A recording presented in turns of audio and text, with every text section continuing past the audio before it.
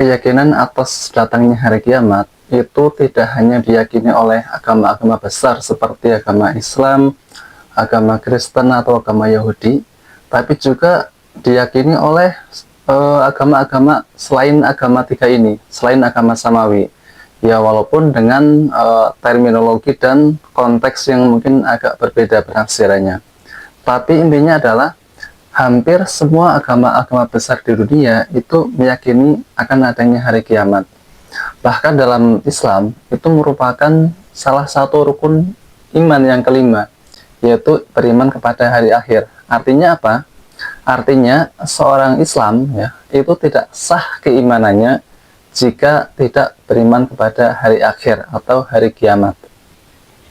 Dan yang menariknya adalah ternyata tidak hanya dalam sudut pandang agama, akan tetapi dalam sudut pandang sains itu memang meniscayakan alam ini akan runtuh, akan kolaps ya.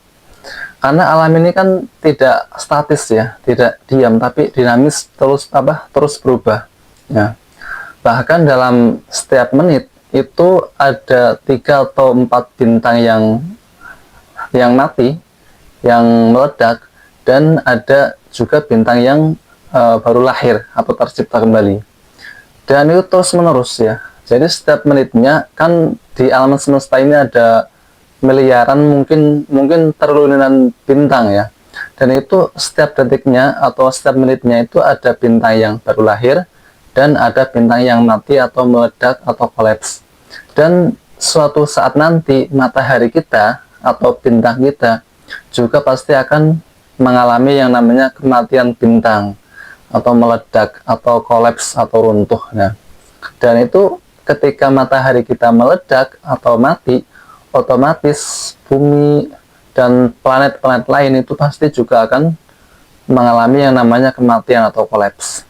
Dan di sini ada titik temu ya, walaupun tidak 100% sama ya dalam kejadian-kejadiannya, tapi intinya adalah baik dari sudut pandang agama maupun dalam sudut pandang sains, bumi kita ini nanti akan kiamat. Nah, di video ini adalah serial dari Eskatologi Islam, yaitu yang membahas tentang kejadian-kejadian menjelang atau setelah hari kiamat. Pertama-tama adalah tanda-tanda kiamat yang diawali dengan tanda-tanda suhro atau tanda-tanda kecil, kemudian tanda-tanda kubro atau tanda-tanda besar, kemudian peristiwa hari kiamatnya, dan kejadian-kejadian setelah hari kiamat atau setelah hari kebangkitan. Jadi ketika manusia dikumpulkan di padang mahsyar, kemudian peristiwa hisab, peristiwa jembatan Sirat, dan nanti terakhirnya adalah pembahasan tentang surga dan neraka. Dan ini mungkin akan sangat panjang videonya, maka insya Allah saya buat serial. Jadi serial akhir zaman part 1, part 2, part 3, mungkin ada sekitar berapa ya, ada 20-an video insya Allah ya. Dan di part yang pertama ini atau bagian pertama ini kita mengenal dulu istilah-istilah ya atau terminologi tentang apa sih itu hari kiamat ya. Tapi sebelum ke pembahasan itu ada beberapa hal yang perlu dijelaskan terlebih dahulu. Yang pertama adalah tentang manusia adalah makhluk terakhir yang menjadi khalifah di bumi. Pada tahun 1990 itu ada konferensi astronom dari seluruh dunia di Belgia. Jadi seluruh astronom di seluruh dunia itu berkumpul di Belgia untuk membahas asal-usul alam semesta yang belakangan ini populer dengan istilah Big Bang atau ledakan besar. Jadi kan kalau menurut teori yang terakhir saya ikuti, bumi itu, bukan bumi ya, alam semesta ini lahir dari ledakan besar yang disebut dengan Big Bang. Jadi pada zaman yang dulu banget, atau mungkin ketika itu belum ada zaman, karena belum ada waktu ya, ruang juga belum ada. Jadi pada suatu masa, atau suatu zaman, atau mungkin juga sulit dikatakan karena ketika itu belum ada ruang, juga belum ada waktu. Tapi tiba-tiba buar, terjadi ledakan besar di mana semua partikel itu menyebar ke seluruh penjuru ya. Dan ketika itulah baru terciptanya ruang dan waktu, atau kita mengenalnya dengan teori Big Bang atau ledakan besar. Nah, para ilmuwan, para astronom itu ingin membahas atau memetakan ya alam semesta ini itu sudah berapa sih kejadiannya, sudah berapa lama. Dan di situ para astronom sepakat bahwa usia alam semesta ini sekitar 14 miliar tahun cahaya. 14 miliar tahun cahaya, bukan tahun bumi ya, tapi 14 miliar tahun cahaya itu kalau ditulis dengan angka sulit dibayangkan dengan logika. Kemudian para ilmuwan tersebut ingin memetakan ya, jadi mulai dari proses ledakan besar tersebut, kemudian terciptanya galaksi-galaksi, terciptanya bintang-bintang, terciptanya planet-planet, dan terciptanya benda-benda langit lainnya. Kemudian di situ para ilmuwan menemukan ternyata banyak sekali angka nol. Kalau ditulis itu berjajar panjang banget. Kemudian para ilmuwan tersebut berusaha menyederhanakan usia alam semesta yang sekitar 14 miliar tahun cahaya ini menjadi 1 hari 1 malam atau 24 jam. Ini agar mudah dipetakan. Dan dari pemetaan ini ada beberapa kesimpulan yang bisa dipetik. Yang pertama, pada jam pertama terciptalah galaksi-galaksi dan bintang-bintang yang jumlahnya melebihi ribuan miliar galaksi dan bintang. Pada jam kedua, galaksi-galaksi ini mulai mengalami ekspansi atau pemisahan. Jadi awalnya itu sudah tercipta tapi masih bercampur, kemudian saling merenggang, saling memisah. Itu pada jam kedua. Pada jam ketiga muncullah planet-planet, satelit-satelit, meteor, asteroid, komet, dan benda-benda langit lainnya. Pada jam keempat, bintang-bintang itu mulai menempati orbitnya masing-masing. Jadi yang sebelumnya ekspansi, kemudian itu masih berantakan. Nah, kemudian mulai duduk di tempatnya masing-masing atau di orbitnya masing-masing. Kemudian pada jam kelima, tercipta lebih banyak lagi planet-planet, satelit-satelit, meteor, dan sebagainya. Karena kan planet-planet dan satelit itu aslinya adalah dari pecahan-pecahan bintang tersebut. Kemudian pada jam ke-6, itu benda-benda langit tersebut itu mulai bergerombol, bertingkat-tingkat dan berlapis-lapis. Kalau kita melihat video 3D tentang alam semesta ya, misalnya tentang galaksi Bima Sakti kita ini, itu kan tidak posisi bintangnya itu kan tidak setara kan. Jadi ada gerombolan-gerombolan bintang kan, membentuk seperti cincin, seperti piringan hitam ya. Itu ada gerombol-gerombolnya. Nah, itu terjadi pada jam ke-6. Dan puncaknya adalah pada jam ke-24 atau jam terakhir, itu baru tercipta bumi kita ini. Penciptaan bumi ini yang awalnya panas, kemudian mulai mendingin, kemudian terciptalah tanah, kemudian gunung-gunung, kemudian lautan, kemudian baru ada makhluk hidup yang dimulai dengan tumbuhan, kemudian makhluk-makhluk hidup yang kecil, bakteri-bakteri, kemudian mulai ada makhluk hidup yang lebih kompleks ya, seperti reptil, mamalia, dan sebagainya. Dan manusia itu baru eksis di bumi itu sekitar 10 menit terakhir dari jam terakhir usia alam semesta ini. Dan manusia ini tadi itu sudah berlewat 7 menit. Nah, kita ini sekarang itu di 3 menit terakhir dari usia alam semesta ini. Ini adalah gambaran sederhana dari usia alam semesta ini yang tadi yang disimpulkan, yang disederhanakan menjadi 24 jam. Dan ternyata manusia itu hidup di menit-menit terakhir atau bahkan di detik-detik terakhir dari usia alam semesta ini yang sudah berlangsung sekitar 14 miliar tahun cahaya.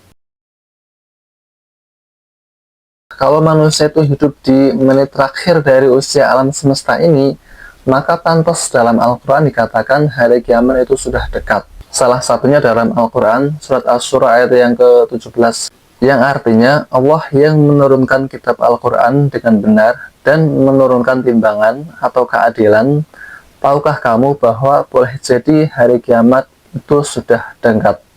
Ayat ini menggunakan kata la'ala sa'ata qarib, yang artinya itu kiamat itu sudah dekat, yang menunjukkan kepastian bahwa kiamat itu memang benar-benar sudah dekat. Kemudian yang kedua dalam surat Al-Ma'arij ayat yang ke-5 sampai 7, di situ dikatakan, maka bersabarlah dengan kesabaran yang baik, sesungguhnya mereka memandangnya siksaan itu jauh atau mustahil terjadi, sedangkan kami memandangnya sudah dekat atau pasti terjadi. Nah, ayat ini menggambarkan dalam perspektif manusia, nah itu memang hari kiamat masih lama. Tapi kalau menurut perspektif Allah, sang pemilik waktu, sang pengendali waktu, itu sudah dekat. Kemudian yang selanjutnya dalam surat Al-Ahzab ayat yang ke-63. Di situ dikatakan, orang-orang bertanya kepadamu, wahai Nabi Muhammad, tentang hari kiamat. Katakanlah bahwa pengetahuan tentang hal itu hanya ada di sisi Allah. Tahukah kamu boleh jadi hari kiamat itu sudah dekat? Kemudian dalam surat Al-Qamar ayat yang pertama, di situ Allah berfirman, telah dekat pasti terjadi hari kiamat dan telah terbelah bulan. Di sini Allah menggunakan kata iqtaroba yang merupakan fi'il madhi yang menunjukkan makna kiamat itu pasti terjadi dan sudah sangat dekat atau sudah di ambang pintu. Bahkan Nabi Muhammad sendiri pernah menggambarkan kedekatan hari kiamat itu dengan dua jari ini. Beliau pernah bersabda, "Bu'itsu anna wa sa'atu kahataini," yang artinya jarak antara hari kiamat dengan saat aku diutus seperti dua jari ini. Itu kata Nabi. Artinya itu hari kiamat dengan diutusnya Nabi Muhammad itu sudah nggak ada jarak atau sudah menempel seperti ini. Bahkan dalam hadis lain yang diriwayatkan oleh Imam At-Tirmidzi, beliau menggambarkan bahwa usia umat beliau, usia umat Islam itu sangat pendek jika dibanding dengan umat-umat terdahulu. Beliau pernah bersabda yang seperti ini, artinya, sesungguhnya ajal atau masa hidup kalian dibanding dengan umat-umat terdahulu ialah seperti jeda waktu antara sholat asar hingga matahari terbenam. Jadi kalau digambarkan, masa umat-umat sebelum Nabi Muhammad itu antara sholat subuh sampai sholat asar. Berarti sekitar jam 5 pagi sampai jam 4 sore atau jam setengah 4 sore. Dan usia Nabi Muhammad itu ya sekitar jam 4 sore sampai waktu maghrib. Jadi kita memang hidup di akhir zaman. Walaupun banyak ayat Al-Quran dan hadis Nabi yang mengatakan kiamat itu sudah dekat, tapi tetap yang tahu waktunya itu hanya Allah Subhanahu wa Ta'ala. Nah, kita manusia itu tidak ada yang tahu. Bahkan Nabi yang nggak tahu, malaikat nggak tahu, yang tahu hanya Allah.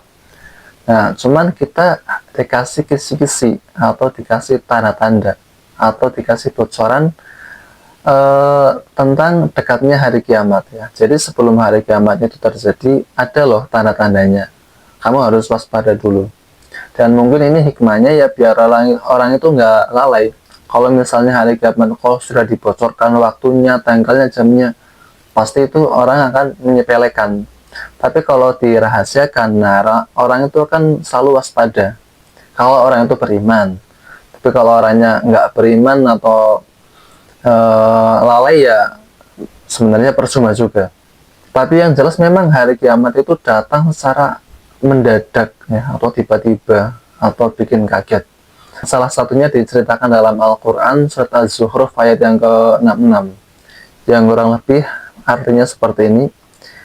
Tidaklah mereka orang-orang kafir menunggu kecuali hari kiamat yang datang kepada mereka secara tiba-tiba, sedangkan mereka tidak menyadarinya.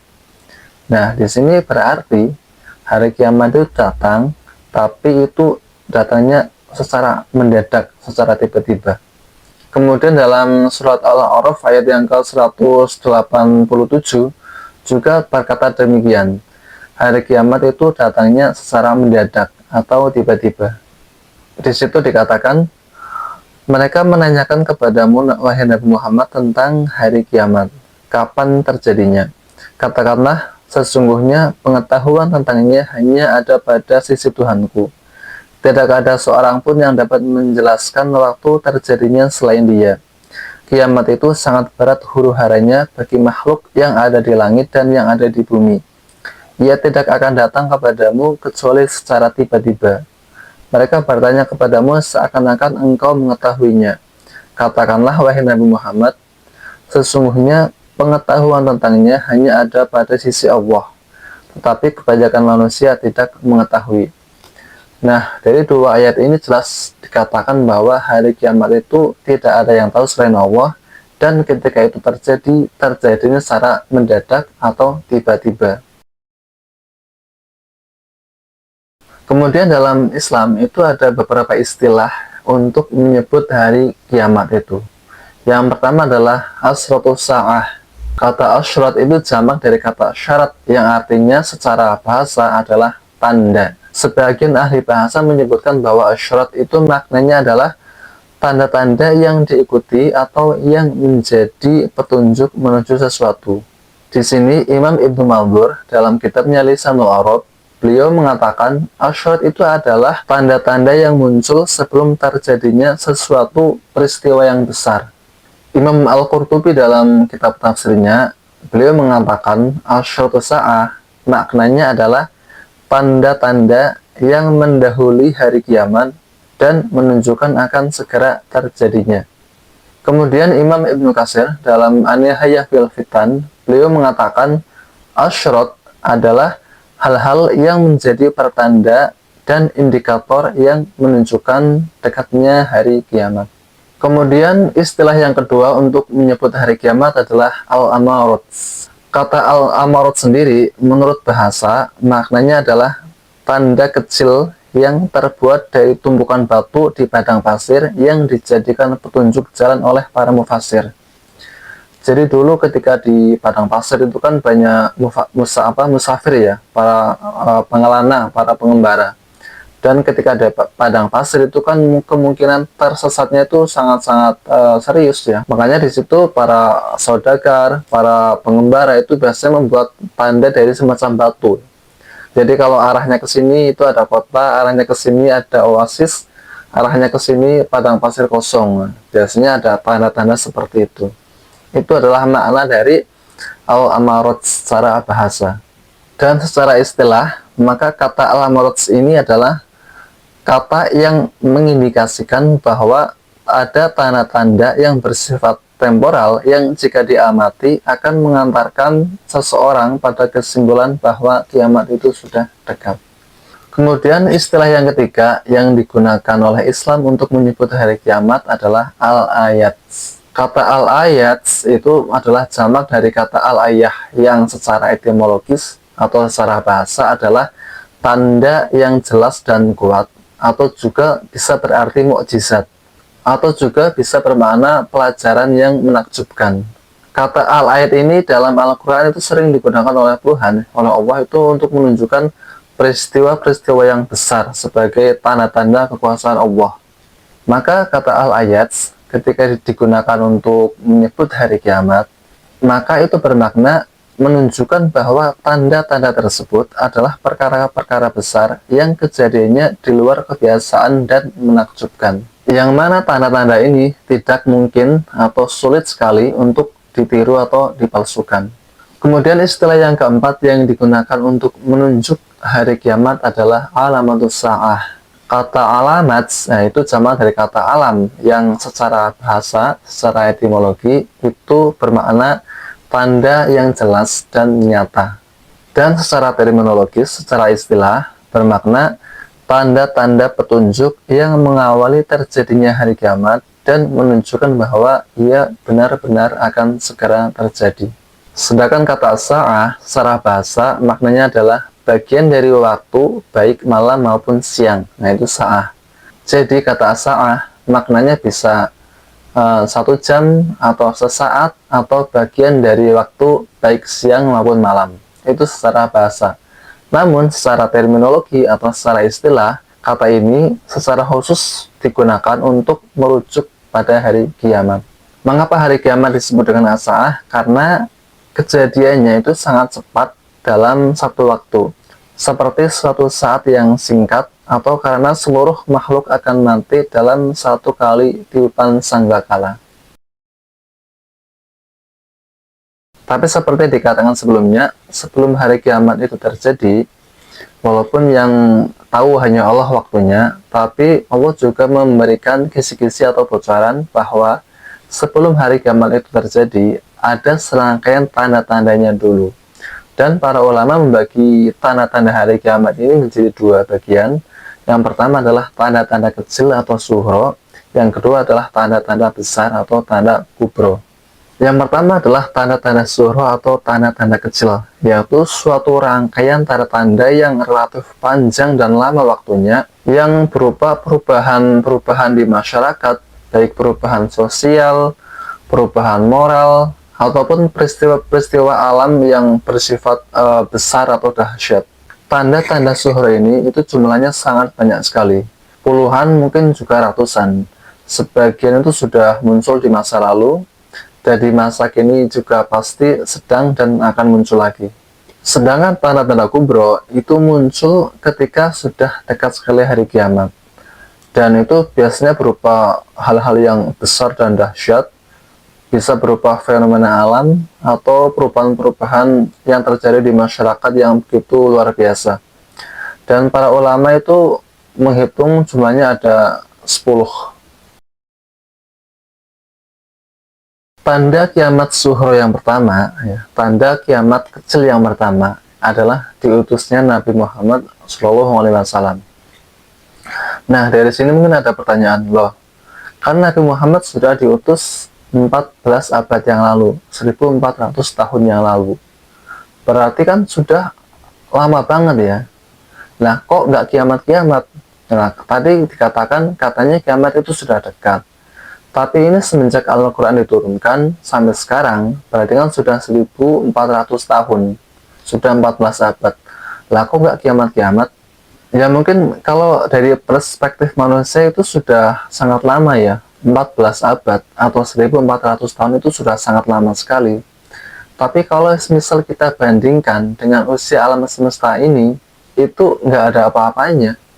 Usia alam semesta ini ya, menurut prediksi para ilmuwan, para astronom, 13,8 miliar tahun cahaya. Lamanya nggak kira-kira. Kalau dibanding 1400 tahun, ya itu nggak ada apa-apanya pastinya. Dan juga perspektif manusia dengan perspektif Tuhan, dengan perspektif Allah itu kan berbeda. Kalau kita manusia memang terkungkup dalam ruang dan waktu, tapi Tuhan, tapi Allah itu kan nggak terkungkup oleh keduanya, karena Allah yang menciptakan ruang dan menciptakan waktu. Jadi bagi Allah ya lama sebentar, dekat jauh itu nggak ada artinya. Kemudian kenapa kok diutusnya Nabi Muhammad merupakan tanda kiamat kecil yang pertama, tanda kiamat suhro yang pertama? Para ulama menjelaskan bahwasanya yang pertama, Nabi Muhammad adalah penutup para nabi. Nah, karena Nabi Muhammad adalah penutup para nabi, maka otomatis setelah Nabi Muhammad itu jelas tidak ada nabi lagi. Nah, jika setelah Nabi Muhammad tidak ada nabi lagi, ya maka pantas jika umat Nabi Muhammad disebut umat akhir zaman dan akan menemui yang namanya hari kiamat. Mengenai status Nabi Muhammad ini sebagai penutup para nabi, itu diceritakan dalam surat Al-Ahzab ayat yang ke-40, yang disitu artinya Muhammad itu bukanlah bapak dari seorang di antara kamu, tetapi ia adalah utusan Allah dan penutup para nabi, dan Allah maha mengetahui segala sesuatu. Ayat ini menggunakan kata khotaman dengan dibaca fathah huruf kho-nya, yang maknanya adalah penutup atau stempel. Jadi sebagaimana stempel yang fungsinya adalah mengakhiri dan mengesahkan suatu surat, maka demikian pula Nabi Muhammad yang fungsinya sebagai penutup atau pengesah dari seluruh risalah-risalah kenabian sebelumnya. Di sini Imam Al-Qurtubi dalam tafsirnya menjelaskan begini: sesungguhnya diutusnya Nabi Muhammad SAW adalah satu tanda terbesar akan dekatnya hari kiamat. Karena tidak ada nabi setelahnya, maka siapapun yang datang setelahnya kok mengaku-ngaku sebagai nabi, dia adalah pendusta. Dan jika kenabian telah terputus, maka sesungguhnya telah dekat waktu berakhirnya dunia ini. Kemudian dalam hadis yang diriwayatkan oleh imam-imam besar seperti Imam Tirmidzi, Imam Abu Dawud, Imam Ibnu Majah dan lainnya, dikatakan begini, sesungguhnya akan ada dalam umatku 30 pendusta, masing-masing mengaku bahwa dia adalah nabi, padahal aku adalah penutup para nabi. Tidak ada nabi setelahku. Di sini dikatakan setelah Nabi Muhammad meninggal itu banyak orang yang mengaku-ngaku sebagai nabi, dan itu memang dulu pernah terjadi ya. Di masa setelah Nabi wafat itu banyak sekali orang yang mengaku sebagai nabi. Bahkan di zaman modern ini juga pernah ada orang yang mengaku sebagai nabi. Tapi inti pesannya adalah Nabi Muhammad adalah nabi terakhir atau stempel yang mengesahkan seluruh rangkaian nabi-nabi sebelumnya. Dan setelah beliau otomatis tidak ada nabi lagi. Kemudian alasan kedua kenapa kok diutusnya Nabi Muhammad sebagai pertanda hari kiamat adalah karena cakupan dari risalah Nabi Muhammad ya, atau pengajaran Nabi Muhammad itu untuk seluruh manusia. Berbeda dengan nabi-nabi sebelumnya yang itu diutus untuk spesifik umat tertentu atau bangsa tertentu. Dan ini diceritakan dalam beberapa ayat Al-Quran bahwasanya nabi-nabi sebelum Nabi Muhammad memang diutus untuk kaum tertentu atau umat tertentu atau bangsa tertentu. Salah satunya dalam surat An-Nahl ayat yang ke-36. Di situ dikatakan, dan sungguh kami telah mengutus seorang Rasul untuk setiap umat untuk menyuruhkan sembahlah Allah dan jauhilah tauhid. Kemudian di antara mereka ada yang diberi petunjuk oleh Allah dan ada pula yang ditetapkan dalam kesesatan. Maka berjalanlah kamu di bumi dan perhatikanlah bagaimana kesudahan orang-orang yang mendustakan Rasul-Rasul. Dalam ayat ini jelas dikatakan bahwasanya kan setiap bangsa, setiap umat itu ada nabi yang datang kepada mereka. Ya walaupun mungkin namanya bukan nabi ya. Mungkin kalau di India pertapa, atau misalnya di Cina itu orang suci, atau di belahan bumi lain mungkin ada istilah khusus yang dilekatkan kepada mereka. Tapi intinya adalah mereka adalah orang-orang pilihan Tuhan, orang-orang pilihan Allah. Kemudian tadi dikatakan bahwa setiap bangsa, setiap umat itu pasti ada nabi yang diutus kepada mereka. Ya walaupun tidak semuanya diceritakan. Kalau semuanya diceritakan ya Al-Quran tebal banget ya. Cuman Al-Quran itu hanya memilih 25 nabi sebagai sampel aja, sebagai contoh. Tapi sebenarnya banyak banget jumlah nabi. Dalam surat Al-Ghafir ayat yang ke-78 dan surat An-Nisa ayat yang ke-64, di situ dikatakan seperti ini. Dan sungguh kami telah mengutus beberapa orang Rasul sebelum engkau, wahai Nabi Muhammad. Di antara mereka ada yang kami ceritakan kepadamu, dan di antara mereka ada pula yang tidak kami ceritakan kepadamu. Dan kami telah mengutus beberapa Rasul yang telah kami ceritakan kepadamu sebelumnya, dan beberapa Rasul yang tidak kami ceritakan kepadamu. Dan Allah telah berbicara kepada Musa dengan langsung. Nah, kemudian dari sini timbul pertanyaan. Terus berapa sih jumlah Nabi dan Rasul yang sebenarnya? Di sini ada hadis yang menjelaskan hal ini. Dalam hadis yang diriwayatkan oleh Ibnu Hibban, bahwasanya jumlah Nabi itu ada 124.000 dan jumlah Rasul ada 313. Hadis tersebut berbunyi seperti ini. Aku bertanya, wahai Rasul, ada berapa jumlah Nabi? Beliau menjawab, jumlahnya ada 124.000 orang. Kemudian aku bertanya lagi, wahai Rasulullah, lalu ada berapa jumlah Rasul dari mereka? Beliau menjawab 313 orang. Mereka sangat banyak jumlahnya. Ya walaupun kemudian seorang muhadis yang sangat masyhur yang bernama Ibnu Hajar Al-Asqalani memang mengkritik jalur periwayatan hadis ini. Jadi memang secara jalur perawinya itu bisa dikritik, tapi secara maknanya ini bisa diterima. Ya karena tadi jumlah nabi itu memang sangat banyak.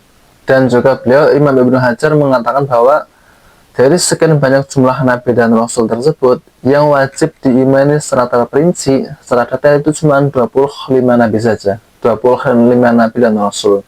Sedangkan sisanya itu cukup diimani secara global. Jadi seandainya jumlah nabi kok 124.000, maka Nabi Muhammad adalah nabi yang ke 124.000 atau nabi yang terakhir. Kemudian hari kiamat itu sudah dekat ya. Kalau sebelumnya kan itu ayat Al-Quran yang menjelaskan bahwa hari kiamat sudah dekat. Nah, sekarang kita belajar hadis Nabi yang mengatakan kiamat itu sudah dekat. Salah satunya adalah hadis yang diriwayatkan oleh Imam Bukhari, Imam Muslim, dan Imam Tirmidzi. Beliau meriwayatkan seperti ini. Bu'itsu ana wa sa'atu kahataini wa thumma asbabata wal wusta. Yang artinya jarak diutusnya aku dengan hari kiamat seperti dua jari ini. Beliau sambil merapatkan jari telunjuk dan jari tengahnya seperti ini. Dalam riwayat lain, beliau juga mengatakan seperti ini, Bu'itsu ana wa sa'atu kahari wa hadhihi ingkatat latas bikuni. Jarak antara aku diutus dengan hari kiamat seperti ini, dan hampir saja hari kiamat itu mendahuluiku. Kemudian dalam riwayat lain dikatakan seperti ini, Bu'itsu fi nasami sa'ah. Aku diutus pada awal hembusan tiupan kiamat. Kemudian dalam riwayat lain, itu redaksinya adalah Bu'itsu fi nafasi sa'ah. Aku diutus pada awal hembusan nafas kiamat. Di sini Imam Ibnu Atsir ya, dalam kitab An-Nihayah fil Gharibil Hadis, beliau menjelaskan apa sih arti kata nasam. Jadi kata nasam menurut beliau artinya adalah awal mula tiupan angin yang lembut. Itu kata-kata nasam ya. Jadi maksudnya apa? Maksudnya adalah bahwa Rasulullah diutus pada awal mula periode yang menjadi permulaan dari tanda-tanda hari kiamat. Jadi hadis ini merupakan metafor atau perumpamaan yang tepat ya, bahwasanya kedatangan beliau itu seperti hembusan angin pertama yang menandakan bahwa kiamat itu akan terjadi. Kemudian kita belajar perspektif waktu. Nah, katanya hari kiamat itu sudah dekat dan itu sudah diinformasikan dalam Al-Quran. Dan Al-Qurannya sudah turun 1400 tahun yang lalu. Tapi kok masih lama banget ya? Kayak masih lama banget. Nah, ini karena tadi perspektif waktu yang berbeda antara makhluk dan kholik. Ya. Kalau kita makhluk, itu memang terikat oleh ruang dan waktu. Tapi kholik, sang pencipta, sang kreator, itu kan yang menciptakan ruang dan menciptakan waktu. Jadi bagi Allah itu nggak ada bedanya, memang dekat, jauh, lama, sebenarnya itu nggak ada bedanya. Jadi ketika Allah mengatakan dekat, ya itu dekat. Tapi mungkin bagi kita itu sangat lama. Dan kalau kita misalnya menafsirkan ayat ini dengan sains modern, itu kan ada yang namanya relativitas waktu. Bahwasanya waktu itu tidak konstan, tidak tepat ya. Jadi waktu itu bisa relatif, bisa panjang, bisa pendek, bisa molor. Kalau bahasa gampangnya itu, ketika ada benda bergerak, yaitu mendekati kecepatan cahaya, itu waktu itu bisa melambat. Ya. Kalau ada yang pernah lihat film Interstellar, yaitu kan seorang astronot yang dikirim keluar angkasa, ya, kemudian masuk ke lubang hitam dan sebagainya. Ketika kembali ke bumi, ladinya masih segar bugar, anaknya sudah jadi kakek nenek. Nah, itu memang karena ada waktu itu ternyata tidak sama yang dialami oleh orang di bumi dan orang yang ada di luar angkasa itu tidak sama. Ini jika ditafsirkan menurut ilmiah ya. Waktu itu bisa relatif ya. Waktu satu hari menurut Tuhan, menurut Allah, itu di bumi bisa lamanya 1000 tahun, bisa 40.000 tahun. Makanya dalam Al-Quran surat Al-Hajj ayat yang ke-47 Allah berfirman seperti ini. Dan mereka meminta kepadamu, wahai Nabi Muhammad, agar azab itu disegerakan. Padahal Allah tidak menyalahi janjinya. Dan sesungguhnya, sehari di sisi Tuhanmu adalah seperti 1000 tahun menurut perhitunganmu. Nah, maka dalam ayat ini dikatakan, sehari di sisi Allah itu seperti 1000 tahun menurut kita. Ya. Jadi kalau Al-Quran diturunkan 1400 tahun yang lalu, itu di sisi Allah baru satu hari. Bahkan dalam surat Al-Ma'arij ayat yang keempat, di situ dikatakan satu hari menurut Allah itu seperti 40.000 tahun menurut manusia. Di situ dikatakan seperti ini, para malaikat dan Jibril naik menghadap kepada Tuhan dalam sehari yang kadar lamanya 50.000 tahun. Jadi itu waktu memang berbeda-beda ya. Jadi tidak sama setiap orang itu mengalami waktu. Kalau bahasa sederhananya atau bahasa gampangnya seperti ini aja deh. Misalnya kita mimpi ya. Kita mimpi misalnya dikejar ular atau dikejar binatang buas atau apa. Itu kayaknya lama banget ya. Padahal kita tidurnya baru berapa? baru setengah jam, tapi mimpinya itu seolah-olah seminggu ya. Kita hidup di alam mimpi seperti sehari semalam, padahal tidurnya cuman berapa, setengah jam. Atau sebaliknya, kita tidur mulai jam 7 malam misalnya, bangun jam 5 pagi. Kan itu sudah berapa? Sudah hampir 12 jam ya. Tapi kita rasanya itu ya, kok baru sebentar aja kan. Misalnya kita baru pulang kerja capek, tidur jam 8 malam, bangun jam 5 pagi ya. Kayak kita tidur baru setengah jam, padahal sudah 10 jam lebih. Nah, itu waktu seperti itu, berbeda-beda setiap orang ya. Itu adalah gambaran sederhananya. Mengenai diutusnya Nabi Muhammad sebagai tanda pertama hari kiamat itu memang sudah disepakati para ulama. Makanya banyak para ulama yang memberikan komentar tentang hal ini. Semisal Imam Al-Qurtubi. Imam Al-Qurtubi dalam tafsirnya mengatakan seperti ini. Dalam surat Al-Ahzab ayat yang ke-40 ya, terdapat dalil bahwa diutusnya Nabi Muhammad adalah termasuk tanda-tanda kiamat. Karena beliau adalah Nabi terakhir dan setelahnya akan datang hari kiamat.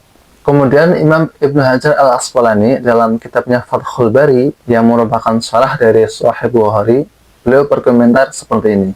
Nabi memberikan perumpamaan dengan jari telunjuk dan jari tengah hanyalah untuk mendekatkan pemahaman. Jika tidak, maka perkara ini lebih besar dari itu. Yang dimaksud adalah bahwa sisa waktu di dunia jika dibandingkan dengan masa yang telah lalu adalah seperti sedikitnya jarak antara jari telunjuk dan jari tengah. Jadi kesimpulannya adalah diutusnya Nabi Muhammad merupakan tanda kiamat sughra yang pertama, karena beliau adalah penutup para nabi dari nabi-nabi sebelumnya. Jika nabi-nabi sebelumnya diutus untuk bangsa tertentu atau umat tertentu, maka Nabi Muhammad sebagai khataman nabiyyin, sebagai penutup para nabi, itu ajarannya atau risalahnya ditujukan untuk seluruh umat manusia sampai nanti datangnya hari kiamat. Demikianlah video pertama dari serial Akhir Zaman. Nanti pada episode-episode selanjutnya kita akan membahas tanda-tanda kiamat yang lainnya lagi, dan sampai nanti pada pembahasan hari kiamat itu sendiri. Kurang lebihnya mohon maaf. Wassalamualaikum warahmatullahi wabarakatuh.